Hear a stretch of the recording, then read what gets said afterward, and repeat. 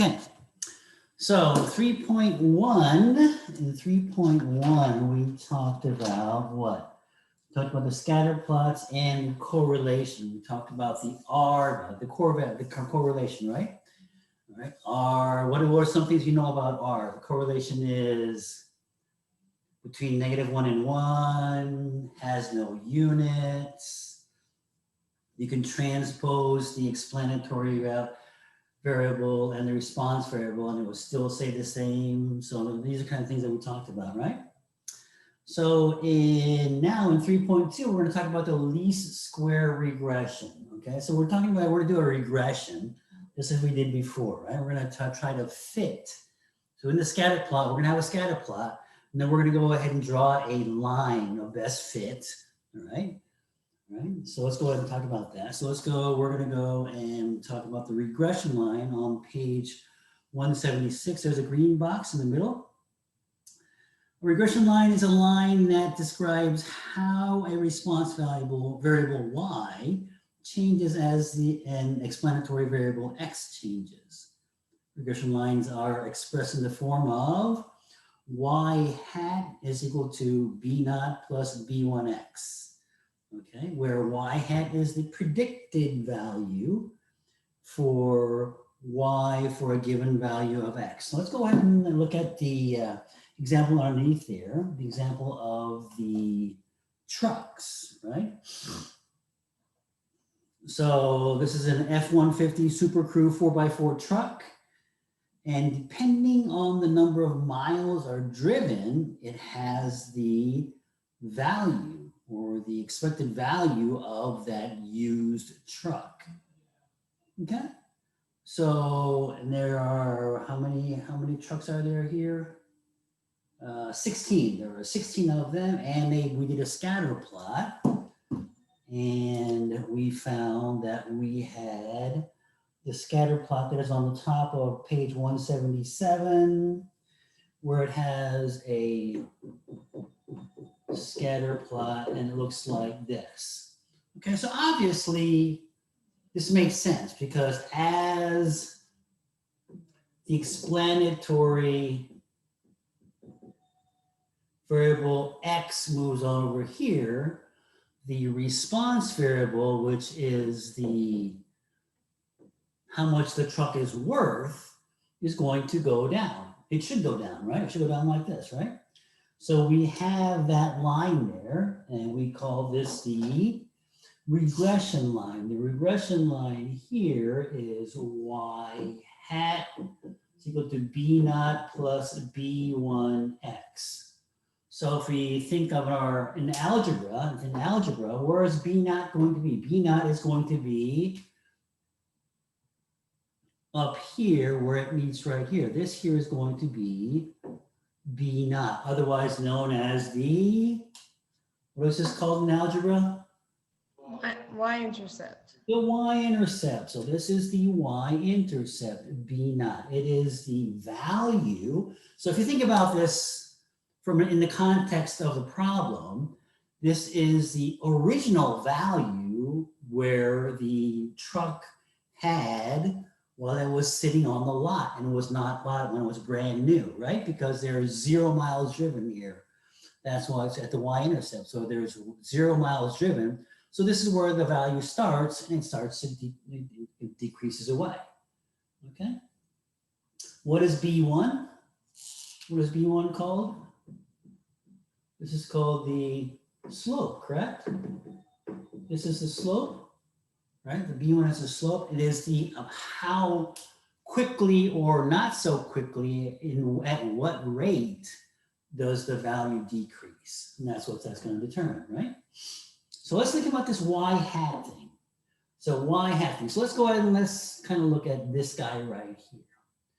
Okay, at this point, okay, if you use the regression line, what is your value? If you use the regression line, your value at that point, right, is supposed to be this much over here, right? So this is supposed to be the value that you're supposed to have, okay? In other words, This is going to be the expected value, or the predicted value is right here. This is the predicted value. This is what our regression line predicts this value to be. This is going to be what? This is the actual y at that point, right? This is the actual y. Okay, so this difference here we call this difference the residual. The residual is calculated by a really complicated equation that says the actual minus the predicted. Okay, so the residual here is going to be positive, right? Because the actual is the more value compared to the predicted value, right? So your residual here is going to be positive. In other words, if the dot resides on the top side of the residual of the regression line, you're going to have a positive residual. Okay. If you're underneath, if you're down here, let's say that you are down here, right? Right here, this is your actual value. Your predicted value is right here. This is y hat. And your actual value here is y. So in this case over here, your residual is going to be y, again, minus y hat. So y hat is larger than the actual, right? So you can have a negative residual there. Okay, all right. A good way to remember what the residual is it is A minus P. It's an AP class, so actual minus predicted. AP, get it? Okay, all right. So the reason why we have this, do all this stuff is what? Is to predict. We want to predict the value, because there are going to be times when I do not have an actual value, right? And there are going to be incidences where if I drew a line up here, right here, I do not have an actual value. All I have is a predicted value. So I'm trying to predict what the truck is going to be worth if I drove it this many miles. Okay, and that's the whole point in trying to come up with a regression line. Okay, if you flip the page, go to page 178. In the middle, there's a thing called extrapolation. Extrapolation is where you try to use a regression line outside of the dots. Okay, outside of the dots, and that's called extrapolation. Extrapolation is no good. Okay, it is generally frowned upon in statistics. So if you're doing a test and they ask you to predict far out, you can come up with an answer, but you should always say that this value is very unpredictable because we are extrapolating at this point, and the accuracy falls off quite a bit when you're trying to extrapolate. Anybody tell me what the opposite of extrapolation is?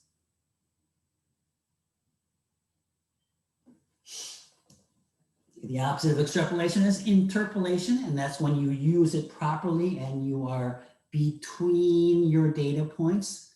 Why it's called interpolation, okay? All right, so I'll go to page 178. Right underneath that green box, there's a red dot there that says, don't make predictions using values of X that are much larger or much smaller than those that actually appear in your data, okay, for a reason we just talked about, right? So let's go to example, how much candy can you grab?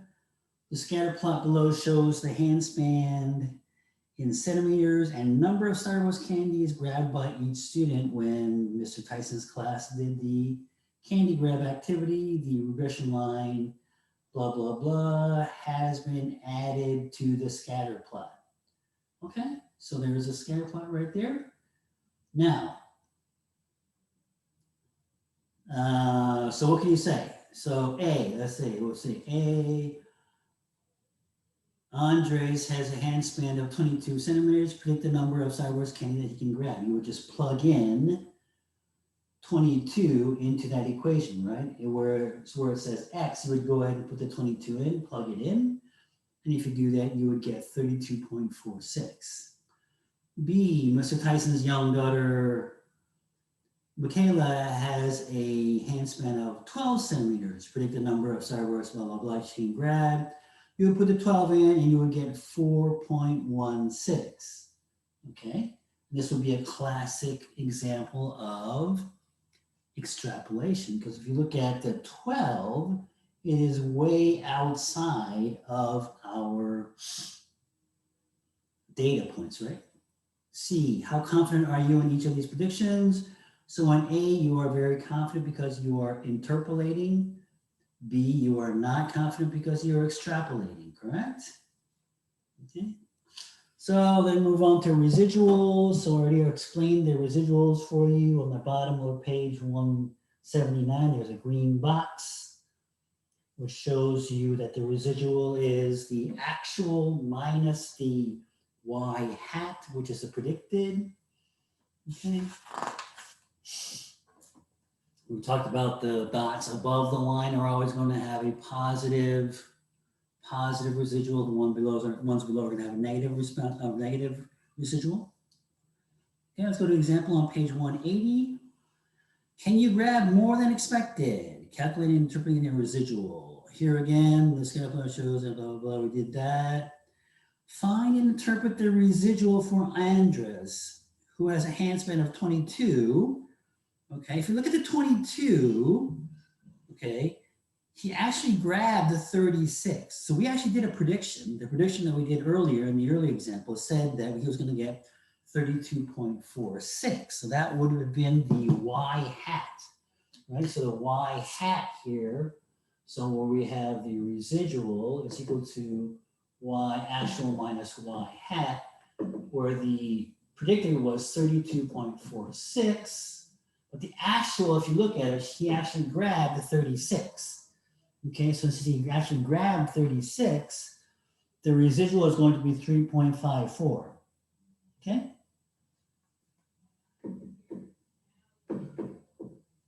Okay, so that's how you would calculate the residual.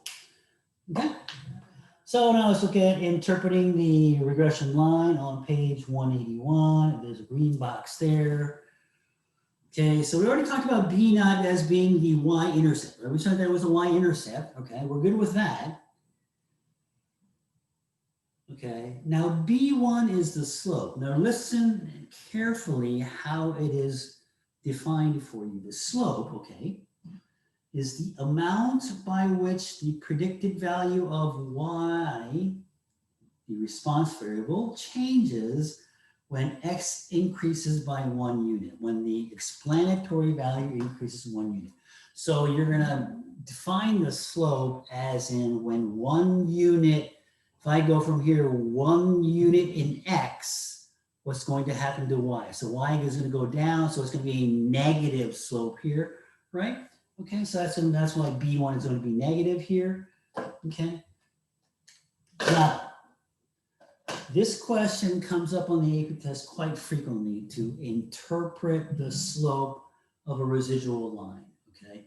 Whenever that you see that question, you are always going to have to, and what the people who are grading your test are looking for is this exact definition. They're going to look for you to say, the slope is, for this one, it would be what? It would be the amount of dollars, right? The used truck value decreases when the truck is driven by 1 additional mile, okay? So you have to recite this almost in the context of your question, okay? You have to always explain it as how much the response variable will go up or down every time the explanatory variable goes 1 unit, okay? Okay, so let's go to the example on page 182.